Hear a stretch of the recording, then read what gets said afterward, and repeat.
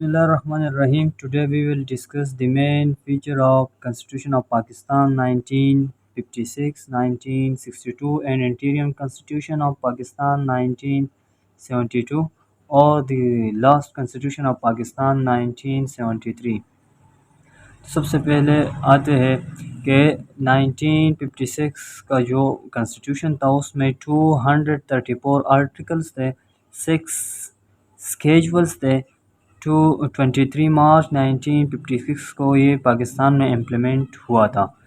دوسرا کنسٹیٹیوشن 1962، اس میں 250 آرٹیکلز تھے، 3 اسکیجولز تھے اور 8 جون 1962 میں یہ پاکستان میں امپلیمنٹ ہوا تھا، اور اس کا جو ڈیٹ ہے 21 اپریل 1972۔ اس میں 295 آرٹیکلز تھے، 7 اسکیجولز تھے، اور لاسٹ کنسٹیٹیوشن جو ابھی تک پاکستان میں امپلیمنٹ ہے تو اس میں 280 آرٹیکلز ہے، 7 اسکیجولز ہیں، اور یہ پاکستان میں 14 اگست 1973 میں امپلیمنٹ ہوا تھا۔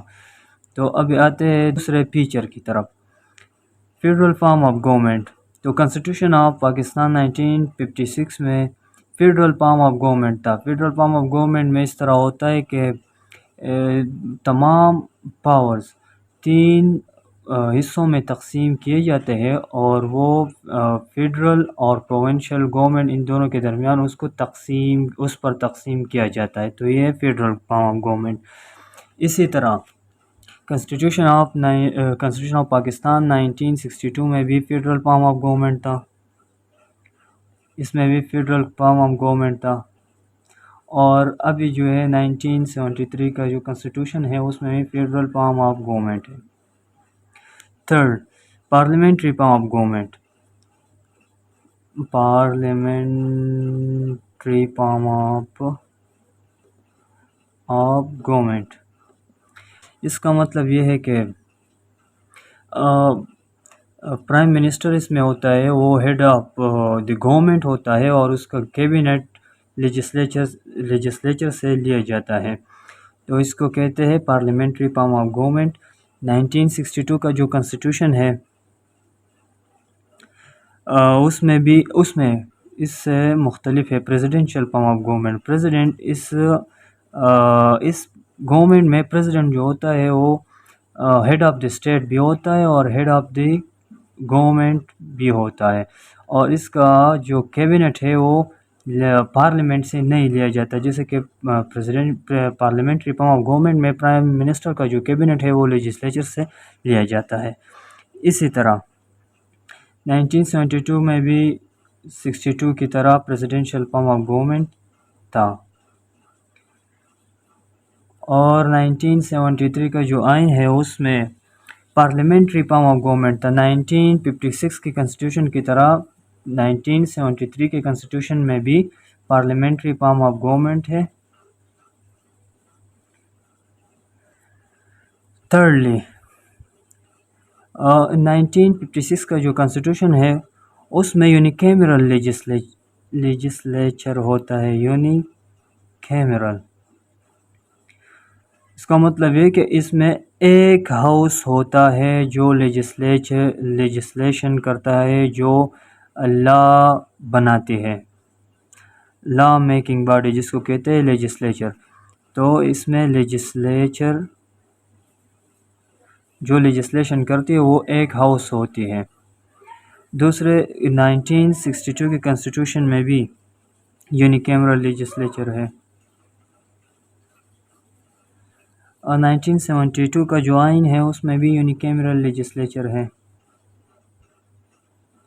اور 1973 کا جو آئین ہے اس میں بائی کیمرل لیجسلیچر ہے۔ ان تینوں سے مختلف ہے۔ بائی کیمرل لیجسلیچر مین جو اتھارٹی لا بناتی ہے اس کے 2 ہاؤس ہوتے ہیں، جیسے کہ پاکستان میں نیشنل اسمبلی، اور دوسرا جو ہاؤس ہے اس کو کیا کہتے ہیں، سینٹ۔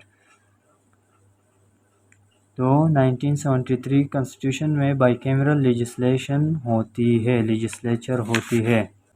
اب ہم جو فیچرز اب پڑھیں گے تو اس میں وہ فیچر ان چاروں کنسٹیٹیوشن میں ایک جیسے ہے، جیسے کہ فنڈامنٹل رائٹس وہ 1956 کے آئین میں بھی تھے، 1962 کے آئین میں بھی تھے فنڈامنٹل رائٹس، 1972 کا جو انٹیریم کنسٹیٹیوشن آف پاکستان ہے اس میں بھی فنڈامنٹل رائٹس ہیں، اور کنسٹیٹیوشن آف 1973 اس میں بھی فنڈامنٹل رائٹس موجود ہیں۔ اسی طرح دوسرا جو ان تینوں میں سملر ہے وہ اسلامک پروویژن، اس میں بھی اسلامک پروویژن ہے کہ اسلامک پروویژن کا مطلب یہ ہے کہ لوگ قرآن اور سنت کے مطابق اپنی زندگی گزاریں گے، اور پاکستان میں ساورنٹی اس آئین کے مطابق ساورنٹی اللہ کو حاصل ہوگی، ساورن اللہ ہوگا۔ اسی طرح 62 کی کنسٹیٹیوشن میں بھی ساورنٹی بلانگ ٹو اللہ، اور یہ اسلامک پروویژنس ہے۔ 72 کے جو انٹیریم کنسٹیٹیوشن ہے اس میں بھی اسلامک پروویژنس ہے، اور 73 کا جو آئین ہے اس میں بھی اسلامک پروویژنس ہے، اسلامک پروویژنس۔ اور لاسٹلی جو ان تینوں میں سملیرٹی ہے وہ یہ ہے کہ 1956 کا جو آئین ہے اس میں نیشنل لینگویج اردو اور بنگالی دونوں نیشنل لینگویج قرار دیا ہے 1956 کے کنسٹیٹیوشن نے۔ 1962 کی کنسٹیٹیوشن نے بھی اردو اور بنگالی کو نیشنل لینگویج قرار دیا ہے۔